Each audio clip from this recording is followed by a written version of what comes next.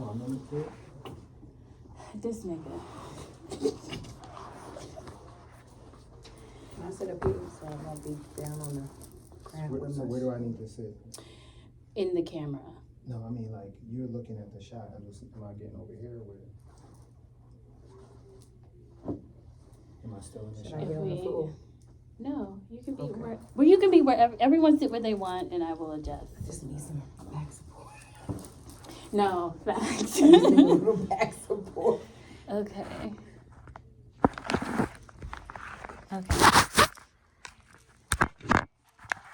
All right. Well, we're not gonna get the painting in there, but that's fine. I get another thing in there. Okay. Look happier.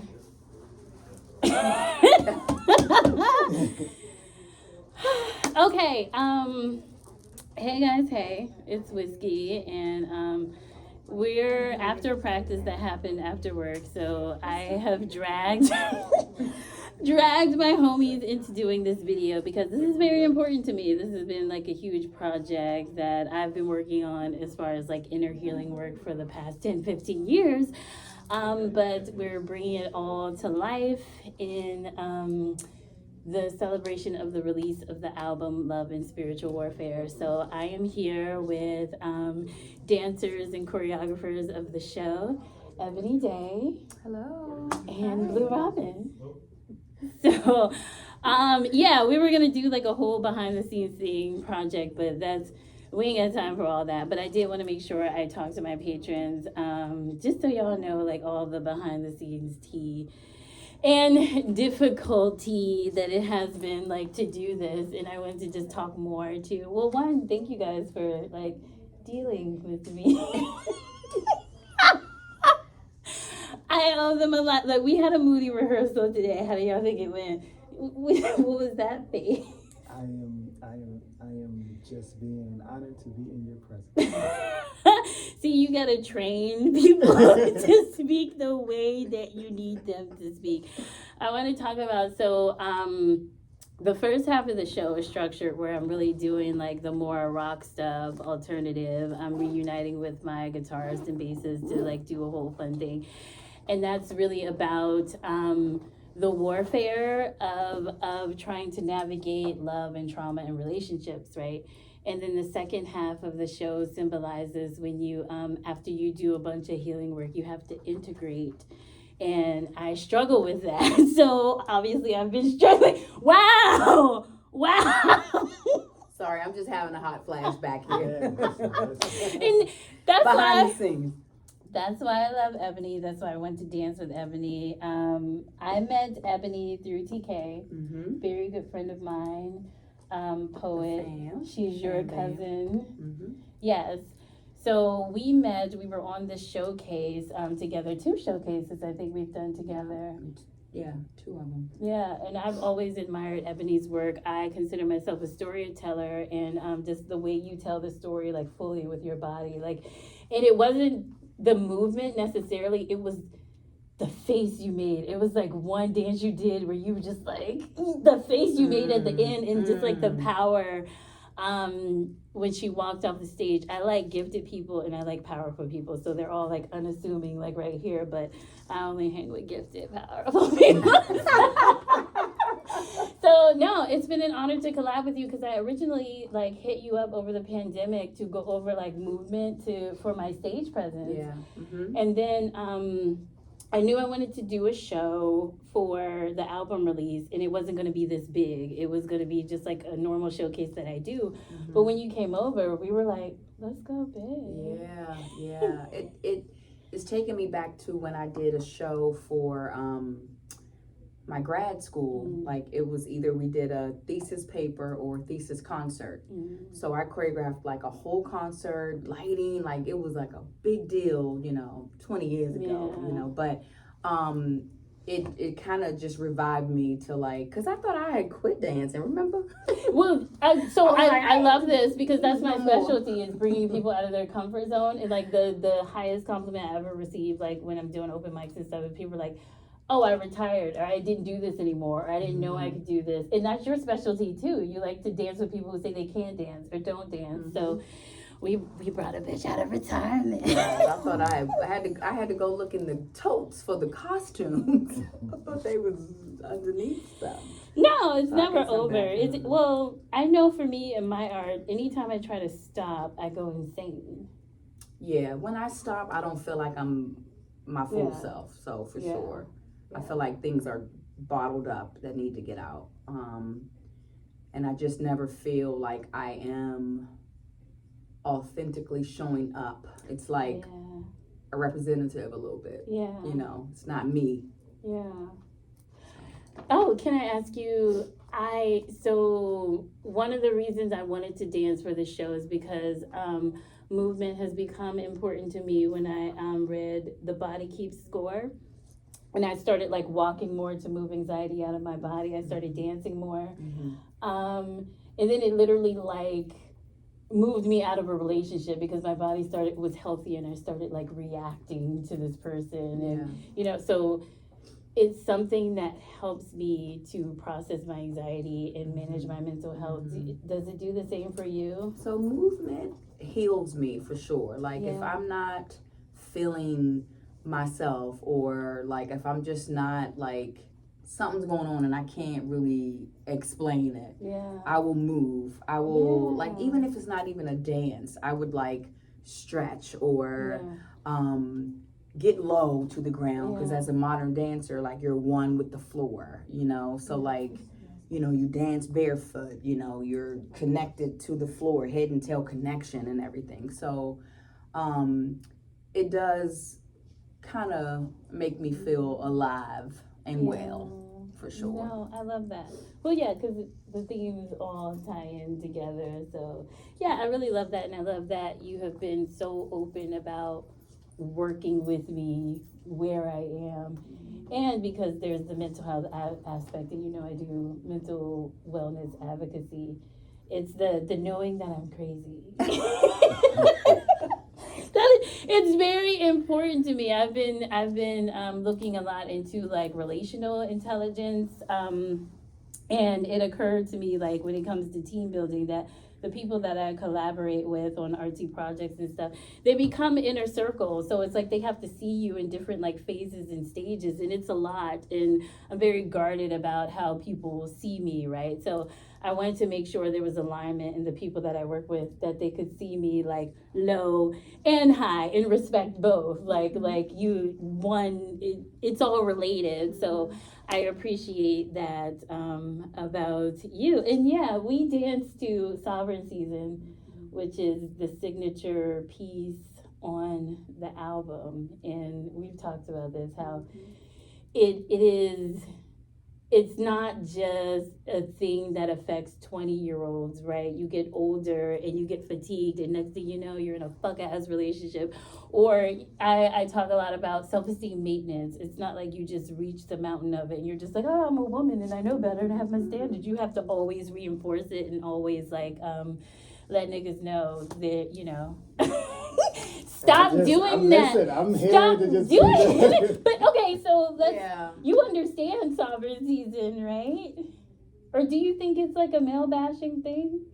I mean, I understand it from multiple perspectives, but as a male in that space, it's a lot of, there are parts where it's extremely empowering, but then there's also parts where it's extremely like projecting or pushing blame or giving blame to the male, as opposed to saying, you know what, if I know better, I'm moving better. And it's not just a relationship that deals with a male-female relationship. It can also be my relationship with myself, because sometimes I am the villain in my own story. Well, I'm glad you said that, because that's literally what the entire show is about. And that's why, like, this is a signature piece, because sometimes I think for women coming out of it, when I talk about the full healing journey, the first part is the awakening, and that can be very violent, and that's what pressure is about. It's like naming all the villains externally, and being angry about it, allowing yourself to explode. But I think, and what I tell women, not just women, but people, is that you can't rush the process of getting to I'm the problem. But if you're on a healing journey and you're never the problem, that's not a healing journey. Like there's a progression, and I think that women should sit in the I'm angry and I was wronged longer, because we've been so conditioned to put up with, we've normalized abuse, especially in the Black community, and we've normalized what it is to endure. And it's like it's okay to name the villains and be angry about it and process out that anger. And then when you're ready to move on to, okay, how can I not do this again? And that's a surprising take on it, because I think for Sovereign Season, it talks about the spiritual ramifications of involving yourself in these fuck ass relationships, but I guess the end part that's kind of like cut off is like, stop being so hurt that you keep wandering into these abusive systems kind of thing. But the full story is that. But I like that the story progresses that way, because I feel like the people who want the angry blame part will get that. The people who are ready to move on and hold themselves accountable, they'll get to that next level. And then the people who have gone through this and they're at the other end of it, they'll get the full story. So I think it's like told in a progression that everyone in all walks of that journey will understand. But I kind of like when men are bothered by it, not because it's like, oh, I hate men, Miss Andrew or whatever. I want men to come to a deeper level of empathy for what women go through when it's just, oh, he lied about some shit or it was a bad relationship. But for a woman, it can be very devastating. It can like shatter your world for a while. So on the woman's side, it's like how do you not fall apart after a heartbreak? How do you have self-esteem about you where you don't fall apart if someone disappoints you? And then for men, it's like, how do you understand that your actions have ramifications and hold yourself accountable that way? But that's an interesting take on. Listen, I can go deeper in there, but No, I do have plans for it. We need to be in harmony right now, because Blue and I actually dance on the one love poem that's on the album, and that was like taken from the archives. Like I don't have a lot of love poems because no. listen.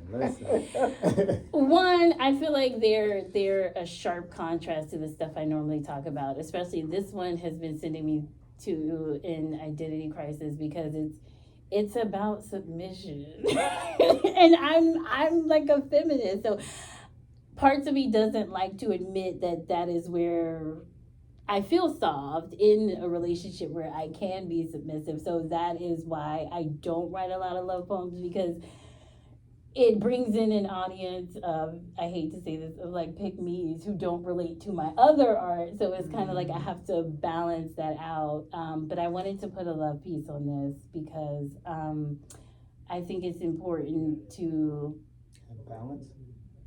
Yeah. Well, to show hope that a healing journey is, yes, you sit in a lot of solitude, and yes, you might be alone. And I think that is a big fear for a lot of people collectively. So you live your life fully while you are single, but you can still have hope and be open if something does come along, and you can still soften into that. And I think, yeah. At 49 years old, I'll be 50. Yeah, and I think you should have hope at all ages. Yeah, for sure. Yeah. So thank you for giving me hope. You did not get that hope from me. Thank you for reminding me to keep hope alive. Keep hope, but the hope is not. Where we go wrong is when it comes out of a place of desperation. It's just like, I'm just hoping for something so I won't be lonely. But it's more like the hope that that's ironically the song is Milk and Honey.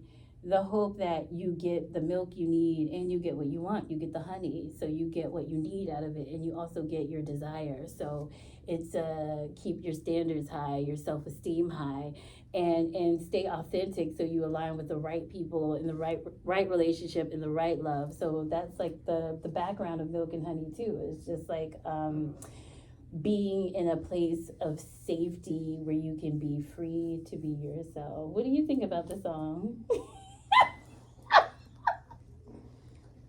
So I guess my take on submission is not like how a lot of people, like I'm really big into studying words and really digging into like. Here we go. We not big in this study. Okay, I'm messing with you. I'm being combative. Exactly. And so for me, I just think I don't look at the word submissive as like beneath. I look at the word submissive as we're a team, and so everybody needs to get on the same accord. And so if I'm playing basketball and I'm the point guard, that doesn't mean that I'm better than the center. That means my position is just different. And so everybody on the team must submit to the overall objective. So when one is submissive, the other has to be as well in order for it to actually flow. So when you say submissive and that the song being in that way, I think that's where the balance comes in versus I am like, it's all me and it's all like me versus the world type of energy, because then I think it becomes more of like me and the world creating together versus the world is attacking me. You asked for my No. No, it's an interesting perception of the body of work. But for the song to stay focused, yeah, that is a tough thing to explain, or I think it's such a polarizing like contrast to talk about. Sometimes it is you against the world. Sometimes it is you in your solitude, figuring it out, getting closer to yourself, and processing out the trauma of the shit you dealt with before. And after the trauma and after the healing, who are you?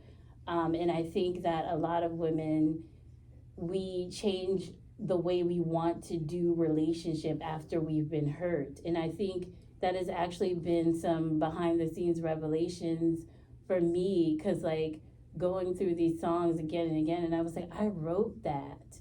And something about how empowered I am now, it never occurred to me that I was still that traditional, I guess, in my thought processes.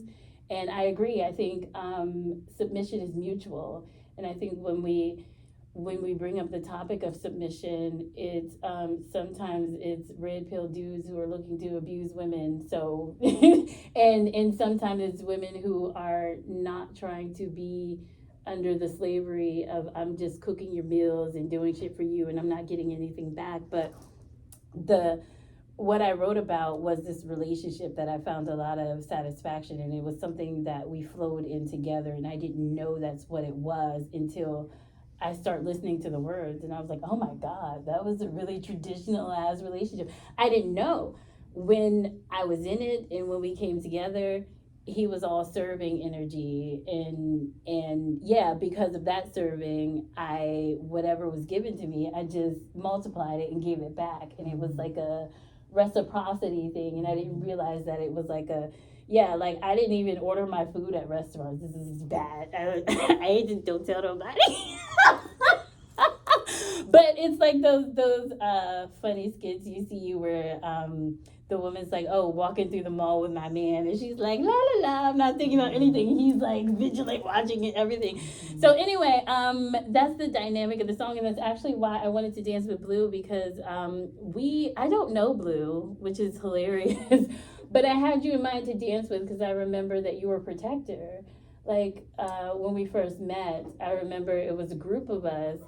And, we were all saying goodbye and everybody walked off, but Blue was like, nah, get in the car. Like, start the car. I'm not walking off. So it just like hit in the back of my mind. So when I was thinking about people I wanted to dance with, I didn't even know you danced. Did you know that? No, I didn't know. I did not know that you danced. I was just like, I specialize in bringing people out of their comfort zone. So I was like, he's going to dance. And then, because we share two mutual friends, so he's pre-vetted by people that two people that I really, really love, So I was like, you're pre-vetted, you're not a murderer. And then when I saw you and I talked to you about dancing, I found out you were a dance instructor. And I want to talk about, lastly, the difficult thing for me has been letting someone leave. A little bit, just a little bit, just a little bit.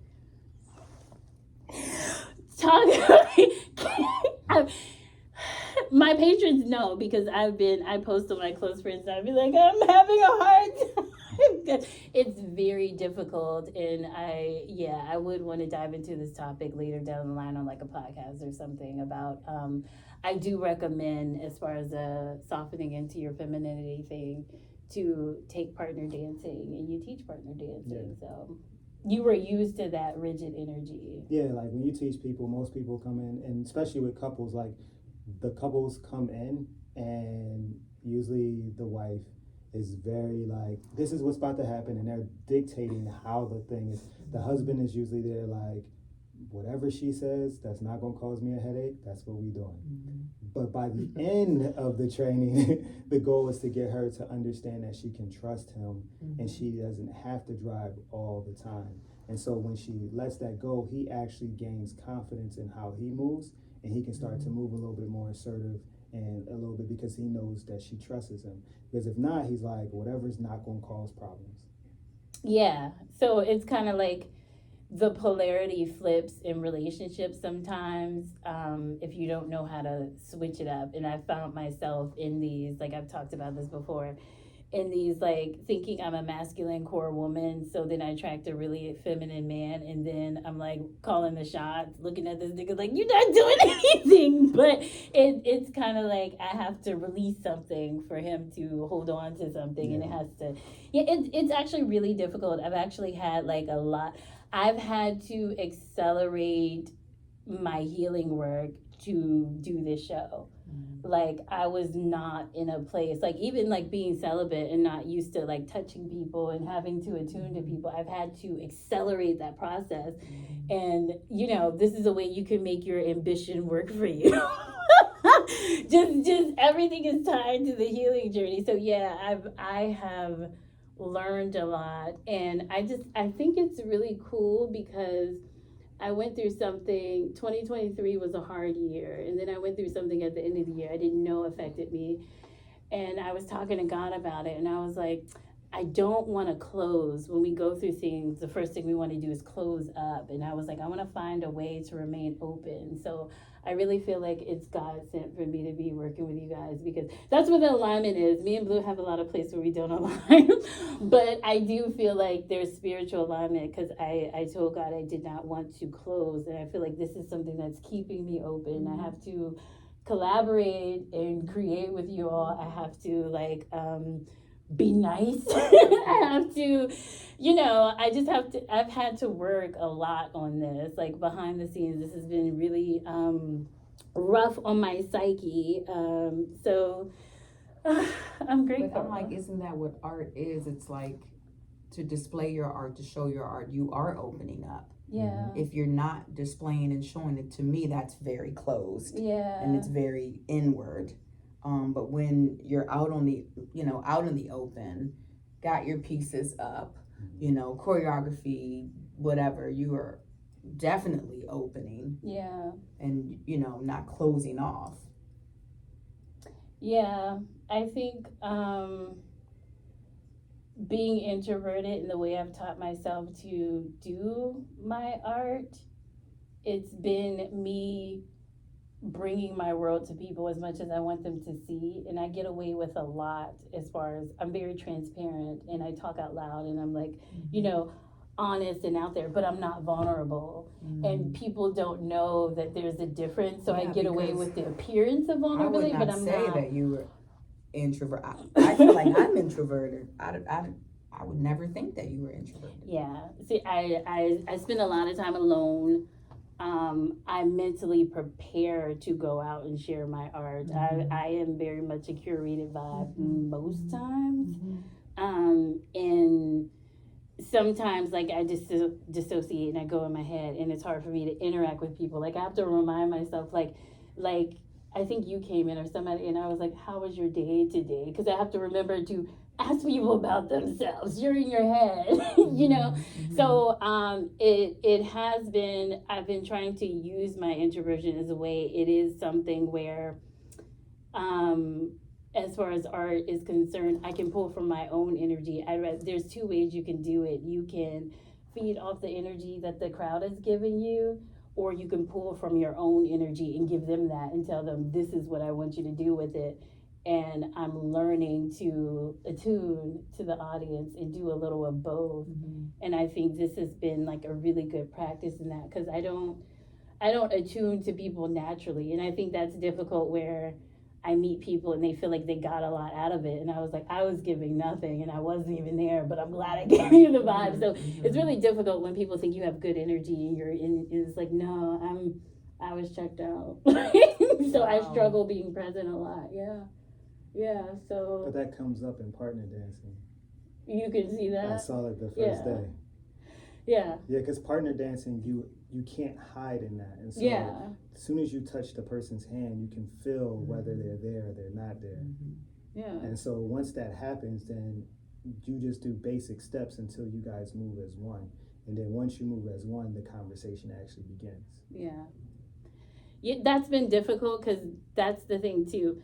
I wanted to dance with Blue, but I knew that it was going to be annoying for me, because I knew I was going to have to be seen, and I struggle with that. Like, sometimes I'm ready to be seen, but I can also control the way that I am seen.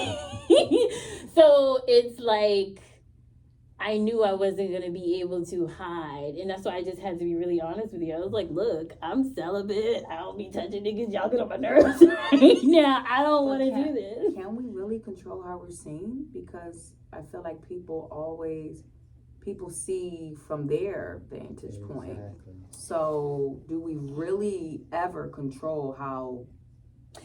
Not ever, as far as like reaching a wide mass of people, because someone's always there's always people who like aren't susceptible to hypnotism and that kind of thing. There's always free thinkers. That's why I like really authentic people, because they see past my bullshit. But when I go into charm mode, like, I learned in a speech class a while ago, like public speaking, you tell people who you are, and you absolutely do. Like, that's why people call me queen, and like whatever words I say to describe myself, I notice people feed it back to me. If I use green emojis, people start using green emojis. Like, people talk to you the way you talk to yourself. So it's been a way that I've been able to control the narrative and not be seen as an artist, and it's a way that I can kind of preserve myself in doing this. But I kind of want to open up a little more and allow myself to be seen. And you're really just showing yourself, and the people are seeing you as a bonus. Because if they don't really get what I'm giving, I'm sorry. Like, but it's like I'm being me. Yeah. There's the way I've done it before is that I'm being me, but it's a vague entity, so you can project yourself onto it. Yeah. But now it's like, no, I'm being me, and this is specifically what I'm about. And I've seen people repelled by that. But the people who like it, they like it. So it's been like a deeper journey of showing up authentically. So. I also think it's a reason why artists like to be around other artists, because you can't bullshit. You can't. So like the thing is that all of us know how to move within the shadows. And so when you know that, then when you see someone else doing it, you're like, I mean, you can pretend, but I see you over there. Like, pretending.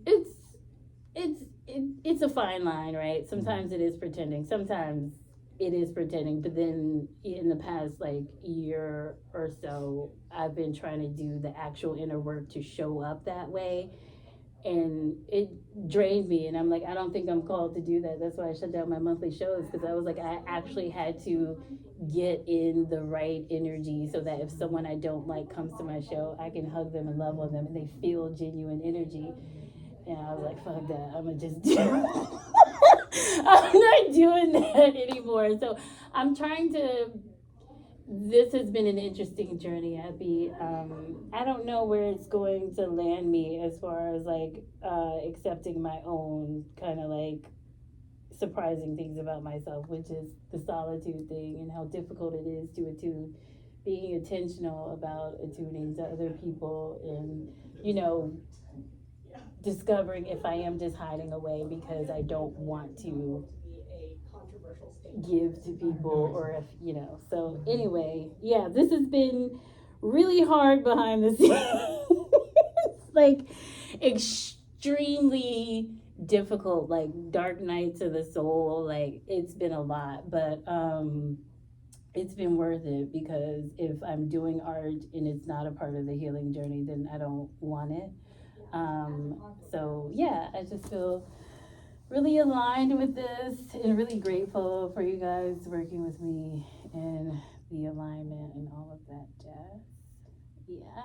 So I appreciate your time, and yeah, make sure you check them out. Ebony will be dancing. I mean, you said you were going to retire, but yeah, girl, get them dresses out. I know. I just gotta order some more because the body ain't what it used to be.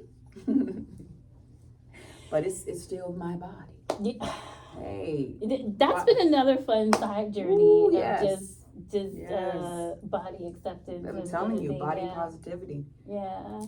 I'm like, thank you, legs, for letting me stand today. Yeah. Thank you, arms, for letting me push and pull myself up. Yeah. And I love that because, yeah, once you get a certain age as a woman, like, I know you get more distinguished and you'll get... Yeah, you become more valuable. We depreciate depreciate real We start getting gray hair. We start sweating. Your knees start buckling. What in the world tells you that you are nothing? Like after 30, it starts to happen. So like, yeah, being able to do this with you, and that was the thing we said in the other video. That it's also a story of like falling in love with the totality of women. How our bodies move, how we age, how we show up in our power, how we show up in our vulnerability and weaknesses, and like finding that full story, like sexy and good and appealing, like that femininity. I think showing that part of the story has been really important to me. So yeah, Me too. yeah, and the partner dancing. Yeah, I recommend it for everyone. I am going to be on a whole like campaign about this. I'm here for No, that. I really am. No, I think it's good for, I think like in some cultures, like when you start at a young age and kids learn to do that, it teaches certain things of understanding balance, understanding the person that, like you can't just muscle a person around. You got to understand what they're giving you and take what they're giving you and then use that. I think it's good for everybody, like in general too. Like, and the same thing like as sparring would be good for like men to just spar against each other because that's no, I mean because it's the same thing as dancing though. Like right, so for instance, capoeira, which is also a dance and it's also martial arts. It's literally like you're understanding how your opponent's moving, how your brother's moving, or whoever else you're going up against. And so moving where you complement them, not necessarily you go full force into them. Yeah. No, I really like that. I actually want to get my being a single mom, like raising girls, any rigidity that I have, they take it on. And my daughter said something the other day, some dude came to our door like unannounced and she was like, men are so scary. And I was like, shit, that is not that's not a good thought for her to have. So I intentionally had the conversation. I've been intentionally talking to them about dancing with you.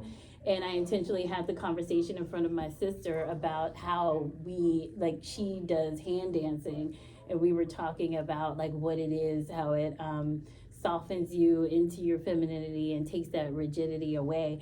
And, you know, my 17-year-old was just like looking and it's a difficult thing because there's no dudes in our house. So it's like, I don't want her to be afraid of men and I don't want her to sense like any sort of tension in me is my trauma. It's not something I want to pass on and give her that kind of idea. So yeah, I'm thinking about that might be something I incorporate into stuff in the long run, just like recommending that to women, or maybe like having a whiskey class where we go get some do some partner work, because it's really cool. It's really like, it's not something that I thought about until we went to dance and I was pissed. I was mean for a little bit, but you know, I'm saving all the meanness for after the show because we need to be harmonious. Yes, we do. So anyway, thank you for your time. I appreciate you. worries. It's wine time. Thank Okay. you.